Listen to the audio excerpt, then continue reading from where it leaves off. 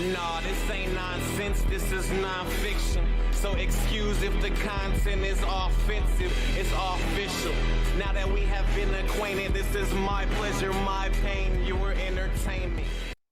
What's good, everybody? Welcome back to the channel. My name is Nonpfixion, and for those who were here just a little while ago, we watched Moon Knight, episode 4. The episode was titled The Tomb, and the ending.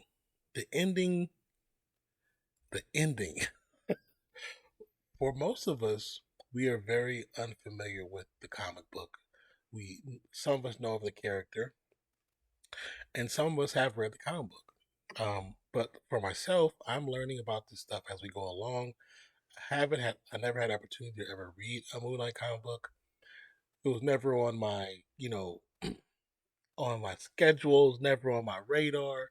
I've seen the character a few times in different cartoon versions, but never actually even thought about trying to read the comic book, which I probably should, especially now when you look at what's going on.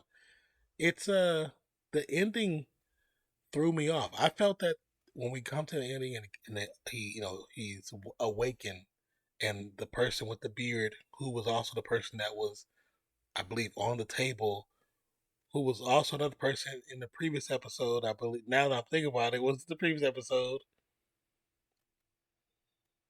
and the other orderly. Well, regardless, you're here because you see the title. The title is, excuse me. We're gonna check out Moon Knight,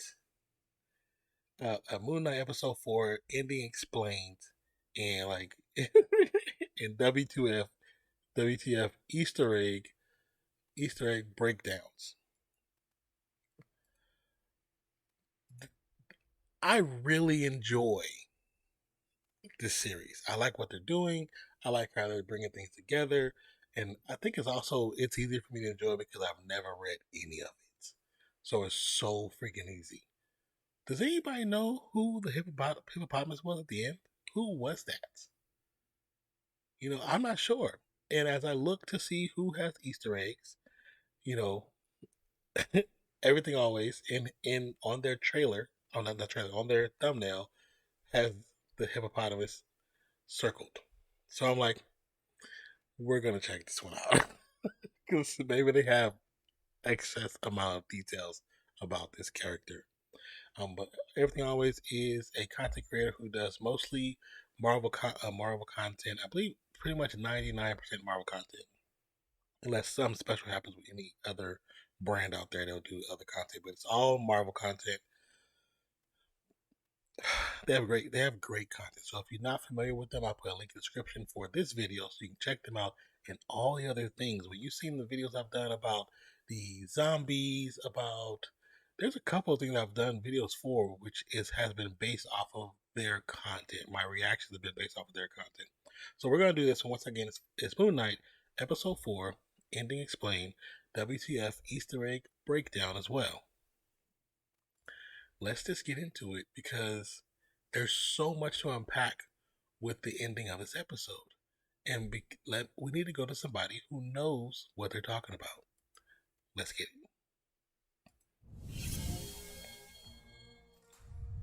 What's going on, guys? Welcome to Everything Always. My name's Michael Roman, aka Allfires. Now, if you just finished Moon Knight episode 4 and you're super confused as to what's going on, don't worry, we got you. I know that it feels like that's gotta be just purgatory. Pulled a fast one on us, some sort of Marvel Cinematic Universe Inception, where we don't know where base level reality was, maybe the hospital now, and not where we've been for the last 3 episodes of this series. Was it all a dream? Justin Stephen Grant, or should I say Mark Spector? Or should I say Jake Lockley's head? Oh, that's right. We haven't been introduced to him formally yet. However, there are several signifiers during the end of this episode to tell us exactly what's going on in this moment, why Mark and Steven are able to talk to each other, who's in the sarcophagus that they didn't let out, who the hippopotamus lady is, and where they all are, what this hospital is. Is it baseline reality or a symbol for somewhere or something else? We're going to explain that all and even break down exactly how I think he's going to get out of it. They actually told us the answer to that back in episode 3. We're explaining everything for the ending of Moon Knight episode 4. But first, if you could consider hitting the subscribe button. We do daily Marvel content at the channel. Subscribe. And that's all we do. Definitely Everything subscribe. from official Easter egg breakdowns, trailers, reviews, to the occasional industry insider scoop, and everything in between. So if that sort of thing's for you, consider hitting the sub button and leaving a comment down below. That'll automatically enter you to win our ongoing PS5 giveaway. And if you want, stick around to the end of the video. We'll get into all the giveaway stuff again there. Okay, so I don't leave you hanging because I know there are some of you who want answers now. Are we in the MCU? Were we in the MCU? Is this base level reality what in the Inception is going on? We are still in the MCU. What has happened? We've been in the MCU the whole time. But now that Mark Spector / Stephen Grant, his physical body that contains more than one soul, has been shot point blank in the chest, he is now about to die for the second time. And if you're wondering why he didn't just summon the Moon Knight suit, remember, in episode 3, they locked Khonshu in stone as they promised they would for tampering with the sky after the eclipse. He went ahead and turned the stars back thousands and thousands of years. Now, we're going to get to that in a minute, but what has happened is he is about to pass into the afterlife. This hippopotamus that he sees right there at the end is the Egyptian goddess Taweret. And while she has many roles and functions among Egyptian mythology, one of them is cleansing the dead before they pass to the afterlife. So if at first you thought that maybe this hospital was real, baseline reality, no, this hospital is actually sort of a symbol for maybe what you would call a purgatory or a waiting room. That's the reason that Stephen and Mark are able to talk to each other. That third sarcophagus that was also rocking, that was Jake Lockley. They just didn't let him out. Now it makes me think. In certain lore, you know, when they're being taken to hell or heaven, wherever they're going, or whatever stage they're going to, and when they reference like this, or even Norse mythology, they're supposedly on being taken, their spirit is being taken on a boat to either one. Could that be the reference in the hallway when the lamps are sliding back and forth, that they're on water maybe? And it's rocky water because there's inner turmoil, because there's inner turmoil with the three individuals, especially since Jake is still locked in a sarcophagus. Could that be a thing?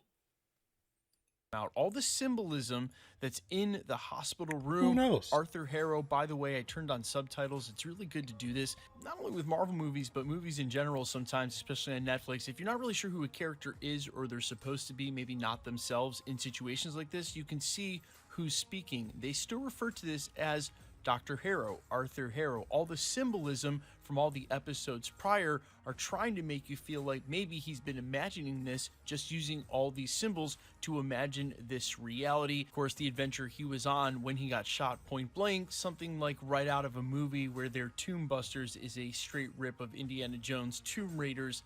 But the reality is that Mark and Steven, and Jake Lockley, had they let him out of the sarcophagus, all of these souls are finally able to interact because all of these souls are different getting passed into the afterlife. It's the same reason that Arthur Harrow was not able to balance the scales for just one person in Stephen Grant in the gift shop, because it's not just Stephen Grant, it's also Mark Spector, it's also Jake Lockley, and or another persona if we're ever introduced. In the comics, there was actually one other. We won't talk about that just yet because they haven't touched it at all in the series. But in this instance, with having all of these souls now passing to the afterlife, they're able to commune with one another, because while it is one physical body, all of these souls are independent. So we are very clearly in a moment where if nothing happens, they're all going to pass. Moon Knight is going to die. The character is going to pass. But remember, Khonshu told Layla point blank, tell Mark to bust me out, meaning that little encaptured stone that he's in, the same way Amit is encased in that now, and as we learned during this episode is referred to as a Ushapti, is able to be released. And as of this moment, it doesn't really look like Mark Spector or Stephen Grant are capable of doing it themselves, which to me really only leaves Layla, who's proven herself quite capable of busting out Khonshu. Now, I'm not sure exactly how that's going to happen, but we do know that in this moment, Mark is finally going to get to convene with Steven on a one-on-one basis, and where we feel like and they're not really making any ground. Of course, this is very reminiscent. A lot of people in the community have made sure to point out, and I saw it immediately, that this is almost like Banner and Hulk trying to figure out how to share the same physical entity, and eventually they were able to merge them. I don't think that's in the cards for Moon Knight. It's never how his character read. I don't think so They either. may come up with some sort of sharing agreement in the future, but at least for the meantime, that sort of fractured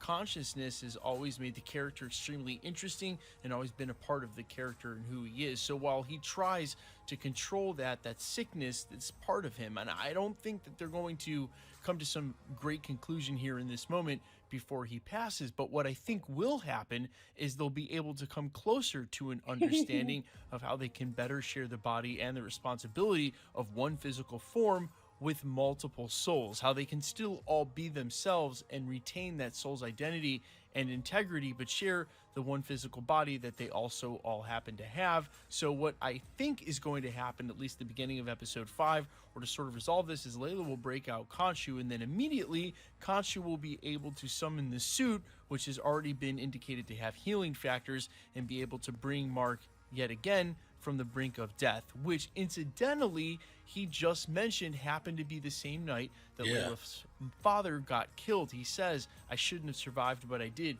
meaning that same night where her father was murdered by his partner is the same night that Khonshu saved him from certain death, which seems like it's going to happen yet again here coming up in the series. But guys, let me know all your thoughts down below, specifically about this episode and the series as a whole.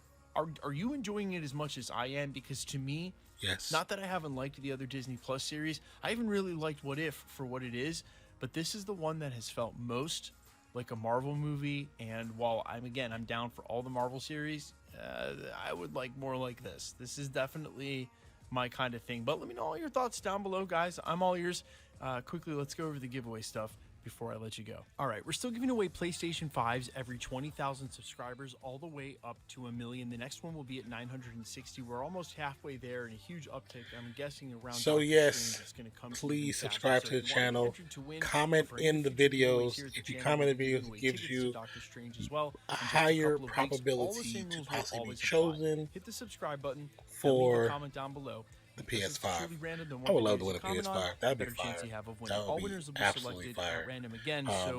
Everything is picked at random, but still, he always states that.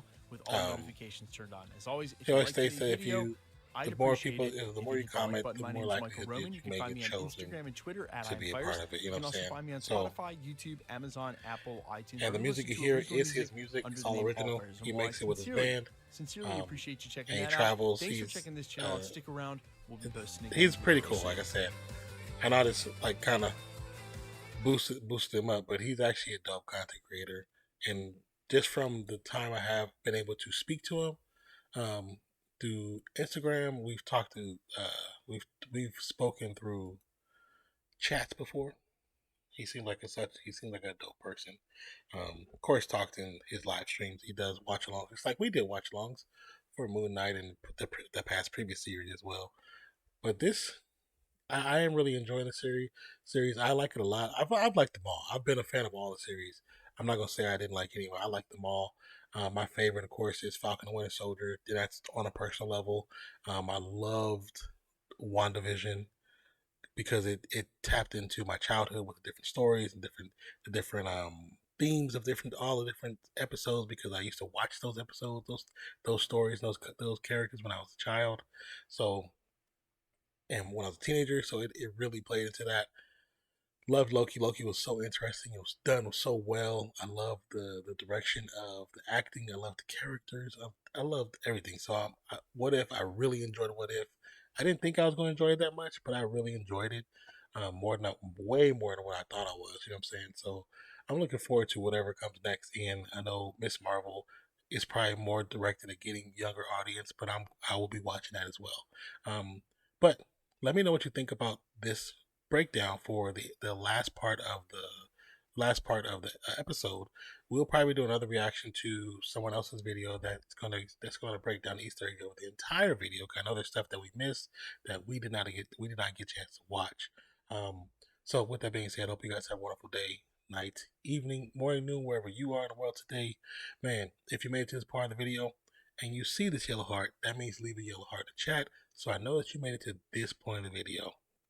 That lets me know that you made it, and I appreciate you for that. If you liked the video, then go ahead and like the video. Appreciate you guys. I mean, I can't say it anymore, but I appreciate each and every one of you guys for being a part of the Fiction fam. If you're new to the channel, be true to the channel. Hit that subscribe button, as well as the notification bell. I love you guys. I'll talk to you later. Peace, love. We out, y'all.